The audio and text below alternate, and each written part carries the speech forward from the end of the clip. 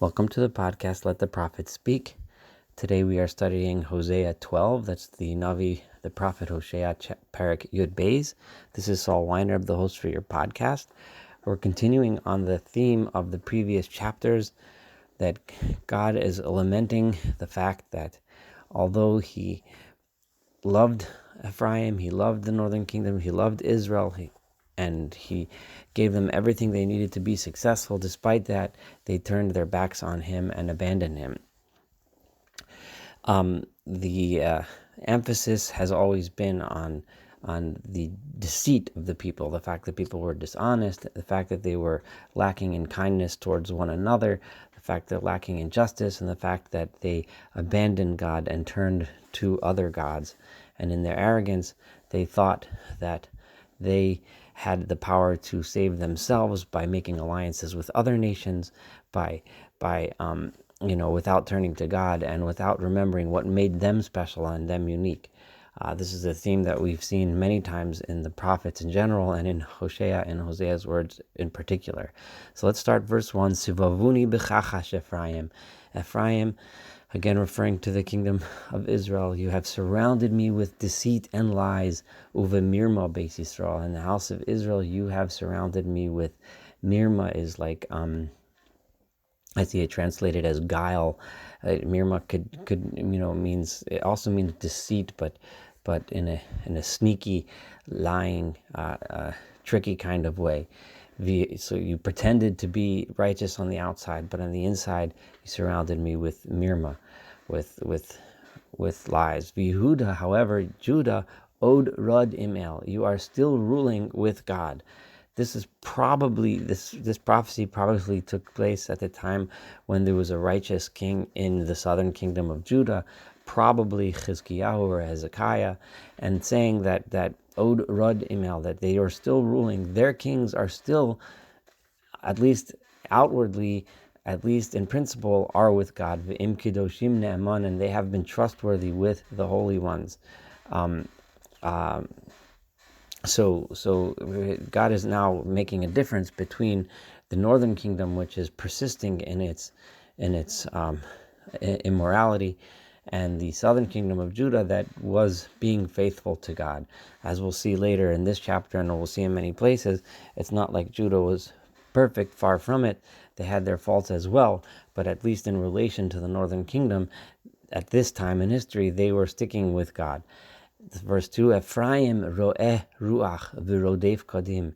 Ephraim is ro'eh, is usually the word that means a shepherd. I see translation, they are tending to the wind, and they are chasing after the blowing winds.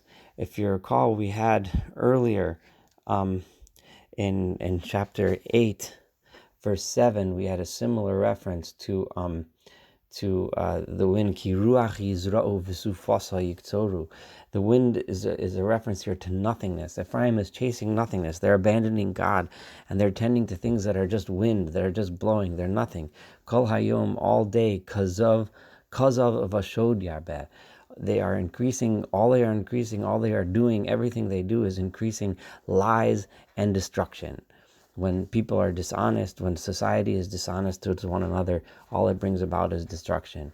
And what do when they need help? They go ahead and they sign allegiances with Assyria, which made them subservient to Assyria, which made them also subservient to the ideals of Assyria, which was violence and conquering and worshiping other gods, leaving that which they stood for that made them special. V'shemen limitzrayim yuval, and they end up bringing tribute to Egypt tribute of oil to bringing to Egypt in order to curry favor with Egypt rather than looking to God.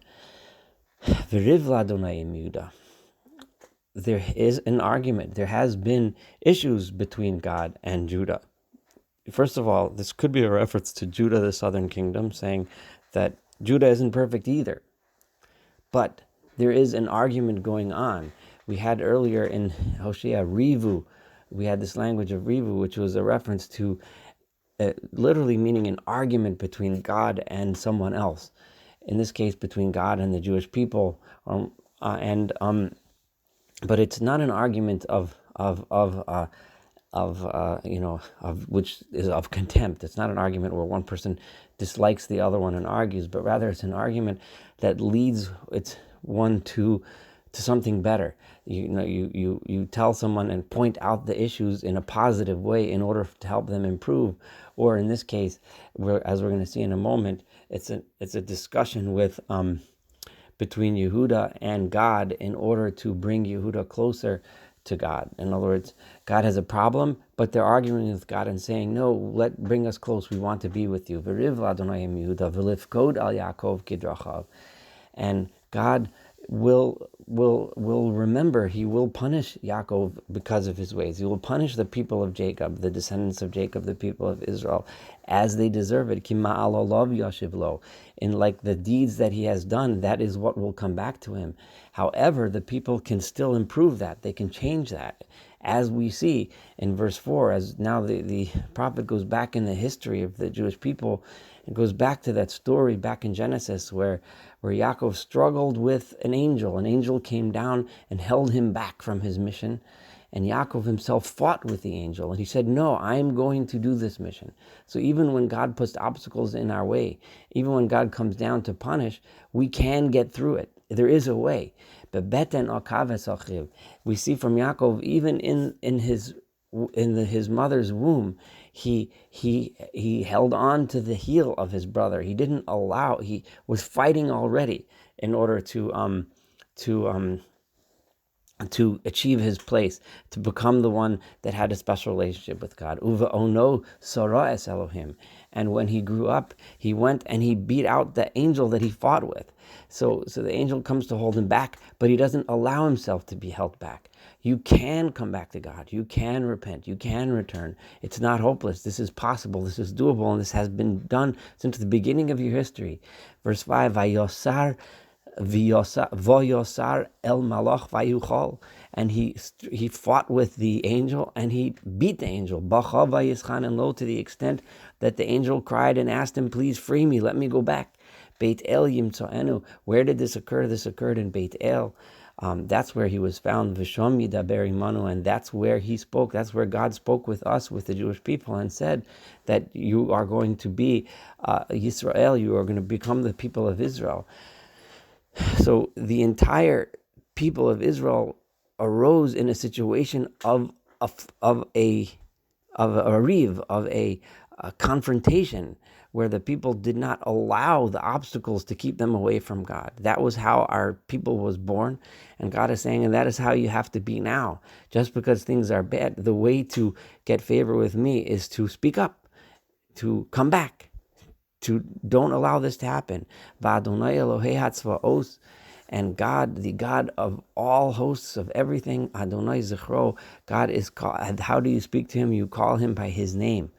That is how you come back. Call God by his name. Whenever this name of God is written in this way of Yud K Vav K, it always means the foreverness of God, is Hayahovevi, as the constant of God. That's how I've always been since the beginning of history, and that's how I will always be.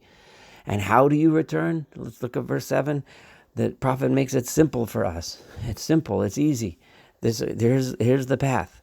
And you should return to your God. Chesed u'mishpat shemar. You should be kind with kindness and justice. Be careful about keeping those. Kindness and justice. This is different, remember, from what we saw in Yeshayahu and Isaiah so often, where he mentioned righteousness and justice. Hosea, this is, I think, the 5th time where he emphasizes chesed, kindness and justice. V'kaveil Elohecha tamid, and always hope for God, always pray to God, always trust in God. Then you will come back. It is possible. However, what do? Canaan biado instead. People of the Northern Kingdom, Moznei Mirma, as Canaan, meaning as I'm sorry, Canaan means like a vendor, a person selling something, but he's always cheating everyone, and he's using a scale that lies so that he can always cheat you. La shok ohev. He loves to cheat people. He loves to steal from people.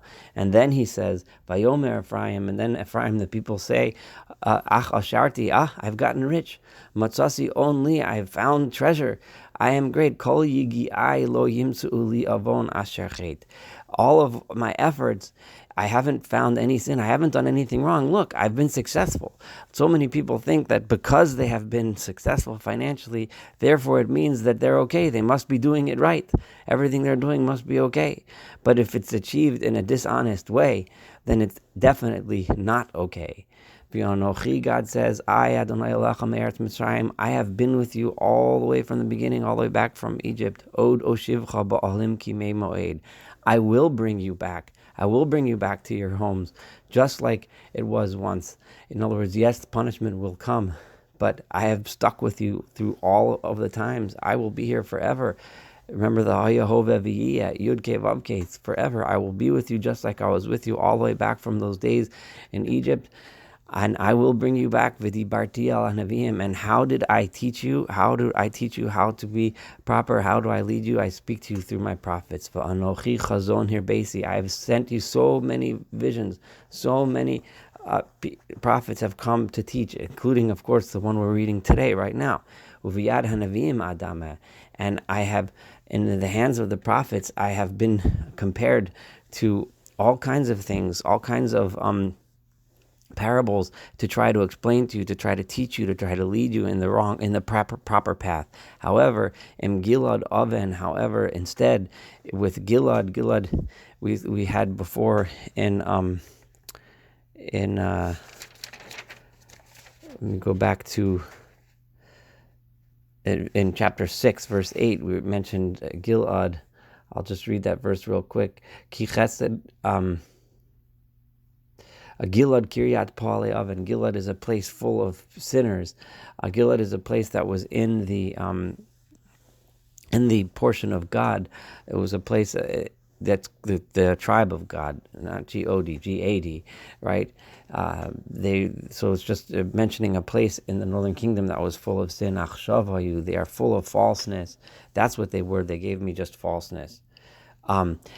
Gilgal Shivorim Zibechu. And in Gilgal could be a place, usually refers to the place where Yoshua first entered the land of Israel with the people. But Gilgal also just literally means a circle of stones within which Shivorim Zibechu, you have just brought oxen as sacrifices to idols.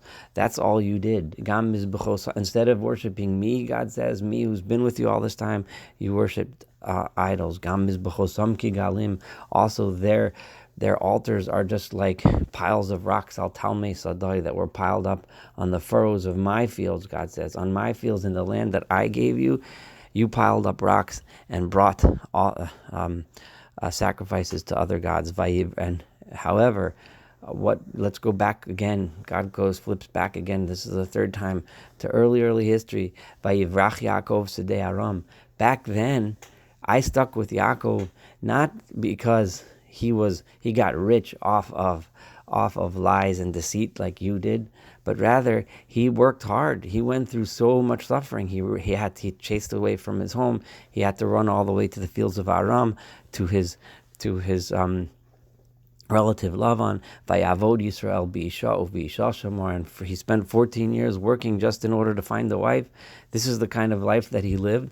And then, of course, we know the rest of the history. Eventually, he came back to Israel, and then eventually went to Egypt, and then the slavery in Egypt, and so on. Uvinavi, and it was through a prophet. Adonai Yisrael mi Mitzrayim. How did we achieve what we achieved? It was through following the words of the prophets, following the words of God that were taught to us, that God took us out of Egypt. Uvinavi nishmar, and we were guarded and protected through the words of the prophets. That's how we came to where we came. Not because of what you, Ephraim, say was your own strength, was your own riches and treasures that you found, which you found through a dishonest way. Instead, but instead of recognizing this, verse 15, Hechis Ephraim tamurim. Instead of recognizing this, Ephraim made me angry with its bitter ways. V'damav alav yitosh, and its blood, the people that were killed, the people that were hurt and suffered because of their corrupt ways, that God is going to throw upon him or cast upon him the blood and the results of their bad deeds, v'cher paso, and his shame, the shame of Ephraim for acting the way he did, yashiv lo adonav, his master is going to return to him. Thank you so much for studying chapter 12. Looking forward to studying chapter 13 with you.